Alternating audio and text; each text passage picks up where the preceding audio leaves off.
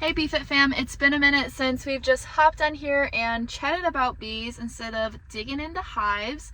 And I figured since the 4 hives that we've been following need a little bit more time to build up, today would be the perfect day. If I've learned anything in my years of beekeeping, it is that the less you check your bees, usually the better that they do. So there is no point digging in there, seeing what's going on. And the more you beekeep, the more you kind of know their timing. That is the biggest thing I've learned over the last 5 years, is timing and planning before you go into your hives really matters, especially when it comes to trying to get different outcomes out of your hives with honey or growing your yard, making splits. All of that is super important to figure out their timing. So we're going to wait a little bit longer on that. We're kind of waiting on the rest of our yards too at the moment. I figured I'd kind of chat a little bit about what is going on currently with everything and what we are looking forward to this July, since it is July 5th. So we're starting to see the downside, the backside of summertime now. Since the summer solstice was 2 weeks ago, we now have to start thinking about preparing for winter. Crazy to think about that in July, but that is just how it is when you are a beekeeper. So we're going to be thinking about mite treatments soon. We're going to be thinking about feeding them soon. Right now, all of the hives should be making honey. We had a pretty bad dearth. I would say it was in most of June. We started seeing a little bit more honey start trickling in, or nectar start trickling in, the last week of June and right now. So thankfully they're starting to get something. But the first 2 weeks of June were honestly a little scary. We were not expecting that bad of a dearth. We completely skipped over black locust in our area. I don't know if we had any basswood either. I didn't see any trees, but there was a little bit of something coming in, so it's possible they were able to find some. At that time, we made a lot of splits too, so that's why I say it was just a little bit scary. I did have to put feed on a lot of the hives, which is a little bit pricey nowadays, but they should be looking a little bit better now. We've been giving them time to start building up as we expand our apiary and just work off of that bee timing and whatnot. So in terms of splitting though, so since it is July 5th, in Michigan, I am in southern Michigan, so I generally say the 3rd week of July is my absolute cutoff of no more splits after that. Honestly, after the 2nd week of July, I will not do any walkaway splits. If I'm doing splits with the queen, then the 3rd or 4th week of July is fine. It's pushing it a little bit, and you're probably going to have to feed. And if you're doing it with undrawn comb, I would just... nope, that's way too late. It takes them a minute to be able to draw out that comb, and they need a pretty good flow. So but we're getting close to that time that we're not going to be able to make any splits anymore, and what our numbers are is what they're going to be for the winter time. I don't see us making any more splits the rest of the year. Like I said, we kind of stretched ourselves a little bit thin this year. Each year has definitely been a learning curve. I 100% agree with Bob Binney, and that he always says that you should grow with your bees and not buy into bees, because we have been learning a lot in just what we've been doing the last couple years, and honestly, if we didn't learn those things, it would 100% fail. And it's what's going to help us grow the next couple years. I have some pretty big plans looking over to next year, as I always do, but I feel like I have a little bit more knowledge now to actually be able to make it work and to make all of the time work. That is the other biggest thing that's so hard, and that is why timing and planning is so important when it comes to beekeeping. Is when you're also working a full-time job on top of trying to grow a bee business and grow multiple different yards, your time is so valuable. Casey and I have been working 18-hour days, honestly, all through April, May, June. We're finally now catching a break, and it's so refreshing, but at the same time, I'm like, wait, don't we have something to do right now? And I'm like going through all the checklists in my head, like, okay, what are we missing? No, we can actually relax right now, which is nice. But yeah, so when you're working 18-hour days between your bees and your full-time job, it can be a lot. So everything has to be timed and planned. It kind of stinks a little bit because you can't just like slowly go through hives like you used to. Sometimes we still do, just because we love bees and we love seeing what's going on. But yeah, that's just the name of the game, I guess. So one of the mistakes that we made this spring, or I wouldn't really call it a mistake, it's just we didn't have the knowledge to be able to do anything differently, is we split our hives up quite a bit to help expand, to help strengthen other things, to the point that we didn't really keep really big hives. We kept a couple big hives. We kept maybe like, I don't know, 10 big hives for honey. But now, learning more, I'm seeing there are other ways to be able to still make all your splits, still make queens, and still make honey all at the same time. I'm going to be experimenting with a double screen board next year, so spoiler alert, that is something I'm going to try. It looks very promising, so we're going to see what happens if that will help.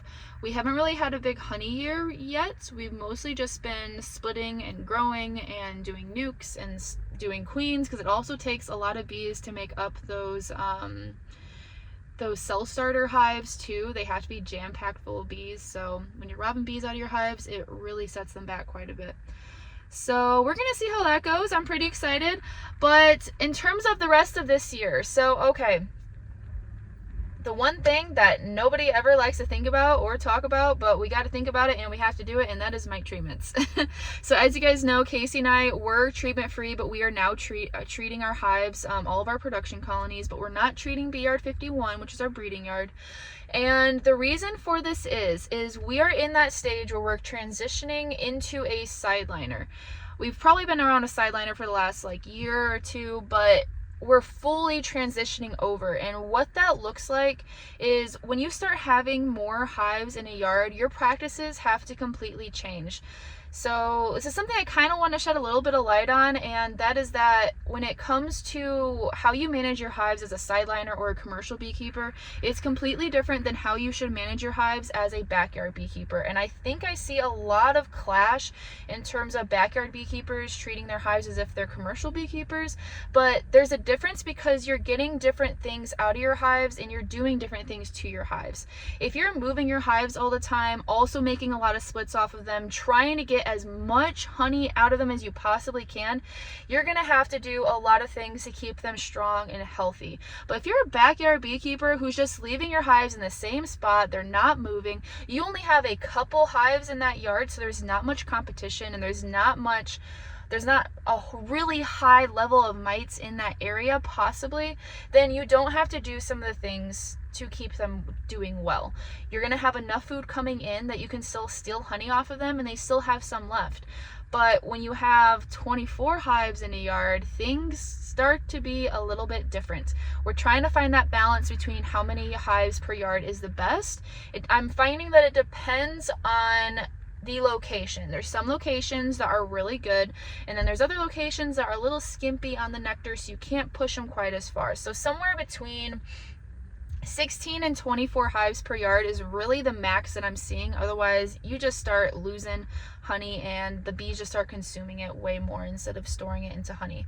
So that is another thing that we've kind of been figuring out and learning over the last couple years too, and how we decide to kind of like form the structure of how we manage our bees and the whole business and everything else. So we will be feeding this year and we will be putting on mite treatments. It is definitely a requirement when you have so many hives in a yard. We have learned the hard way. Just take it from us. So what I'm looking at this year in terms of mite treatment, so I want to make sure all of the hives are completely treated before goldenrod starts. And the reason for that is that is generally when they will start to switch over and start making their winter bees, is when goldenrod does start. And you want those bees to be off to the best start they possibly can. You don't want them to be set back because they have a ton of mites on them, giving them viruses, poking little holes in their exoskeleton so that other viruses and bacteria can get into them. You don't want that to happen. You want them to be strong and healthy. Also, you want them to have as much vitellogenin as they possibly can. We've talked about this before. That is the one thing that helps them get through the winter. It is what signals them to have more fat body on them. and keeps them sustained through the whole entire winter, so they don't need to use as much food. So if that's pretty low, you're not going to have the best success rate with your hives. So I like to get all the mite treatments on before goldenrod flows or goldenrod starts, and then once goldenrod does start, that's when I put my feed on to then plump them up.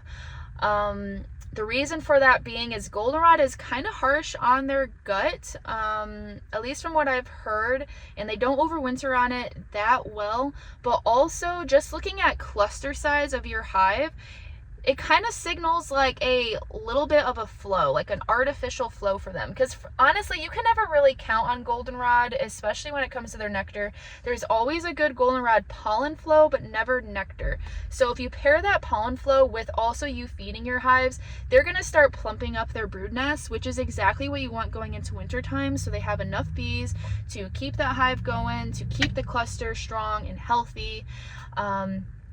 And you know, all of that stuff. So this year I am looking at probably using formic acid for our main treatment. The first week of August is what I'm looking at, because usually goldenrod pollen in my area starts around the first week of September. Nectar, like I said, sometimes it's a hit or miss, so it might be a little bit later, but I'm looking for when the pollen starts. So the first week of August is when I want to put those treatments on. Hopefully the temperatures are good, because formic needs it to be under 85 degrees. Honestly, I like it to be around 80 or lower. Any higher and you're going to get a lot of burnt brood. But that is the other thing about formic. And that's what always makes me a little bit nervous, because it does burn brood. So it does set them back a little bit, but if you do have a good queen, she will go crazy laying eggs. So she will make up for it. It just takes a little bit of time. So you have to already have a strong colony before you do it, in my opinion. You don't want to have a hive that's still struggling to build up, or it's going to send them back way more than they actually should be. Also, a lot of people complain about losing queens. I've never lost a queen to formic, but I know a lot of people that have lost many queens to formic, so it's always good to have those on backup. So we're gonna have to have some spare queens just in case anything bad happens. But also, if you think about it, if formic kills a queen, that queen was probably weak to begin with, so she would have just died in the winter time anyways. So okay, you're just saving yourself, and yeah, you're gonna have to requeen, and it's kind of late, and that kind of stinks, but you can also use them to boost other hives. You can just recombine so that you have strong hives going into winter. That is the most important thing. Strong hives into winter, not weak ones. Otherwise, you're just gonna lose them, and it's pointless. So after I do the formic treatment, that takes around 14-15 days for it to go all the way through, first 3 days being the strongest. I am going to go through and hit them with 1 round of an oxalic acid vapor as well, so that I can clean up any remaining mites that might be in the hive that formic did not get. Formic is very effective, but there are always some mites that it does not get. Whenever I have used it in the past, when I used it a couple years ago, I would put formic on in, say, a hive that had a really high mite level, and it would help cut them down maybe 70%, but there would still be that 30% that needs to come down before winter time. So that's why I'm going to use an oxalic acid, just to hit those remaining mites. Also, if you think about it, in terms of resistance, so I think using this method could actually be really beneficial when it comes to mites and helping them fight against resistance. Because if you think about it, when you put a treatment on your hive, and say it only kills, like I said, 70% of the mites, those 30% of the mites, they were exposed to that mite treatment and they survived. So they're going to keep getting stronger each time and become more resistant, because now the mites that survive the treatment, those are the ones that's going to breed and make more. So now you're just teaching them how to get good at resisting and surviving through that miticide, which you don't want. You want to kill all the mites so that they can't become resistant. So that is going to be my plan for that. And then going to put on 2-to-1 sugar water mix onto all of the hives. I have frame feeders that I have in all the hives. That is my favorite thing to use. And that's how I'm going to pump them up for the winter time.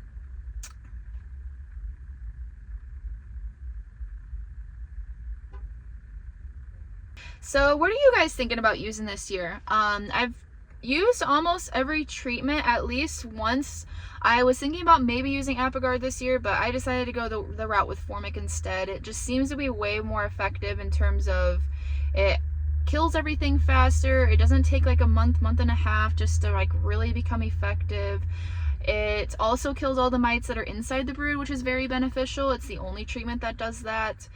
So yeah, we'll see how it goes. Keep you guys updated on that. I did see a mite in one of my colonies the other day, which that's a red flag. Immediately, like, alarm bells going off. So I'm going to do a couple treatments of OA just to kind of like help clean them up a little bit before we do our main mite treatments at the end of the month. I know that sounds like a lot of treating, but when it comes to mites, you got to keep up on them or they will exponentially grow so fast. So another thing we have been doing this year is we've been doing a couple experiments that we haven't really been talking about yet. And this year we decided to try out a couple queens from 5 different breeders all around the United States just to see what we thought.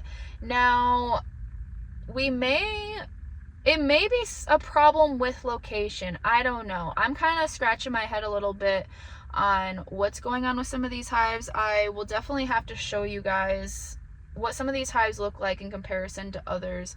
I'm noticing that some of the queens, they seem to be more like, it's easier for them to get like EFB and stuff like that. We have never had EFB in any of our hives at all until this year. This is the first year we've ever seen it, but we've never seen it in any of our Michigan breeder queens. So I am kind of scratching my head a little bit. I don't know if that's a thing on genetics or maybe it's just like a coincidence. I don't know. What do you guys think about that? But we've been having a little bit of problems with some of the queens we got this year. Some aren't laying the best. Other ones got superseded. Other ones are like doing a sporadic brood pattern. I have no idea. This has been the weirdest year for bees. They swarmed a lot. These new queens that we're trying out just aren't really building up how we'd like them to. So I don't know. I'll have to do a video on that and showing you guys how that experiment is going and kind of walk you through some of those hives. But it's that time of year that we're going to be pulling honey here soon. We got a couple more weeks and I've been seeing some people have been having some really good flows this year. Some record-breaking flows, which is awesome. It's so crazy to see how different and how drastically different the flow can be just 100 miles away, just even 50 miles away. I know somebody up in Kalamazoo who is doing so good with their bees. Yet down here, I would say it was kind of like a 4 out of 10 kind of year when in terms of the flow. So I hope you guys are doing great in your yards and I hope that you guys have the best honey harvest. We're going to be pulling a little bit here soon, not a whole lot, just enough to have some honey for our long-term customers we've had for the last couple of years and for ourselves too.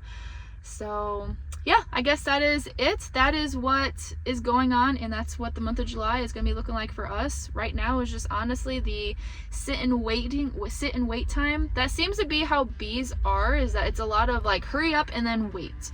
But that's okay. We need this time to recoup. So if you guys have any questions, please leave them in the comments and I'll see you guys in the next one. Don't quit.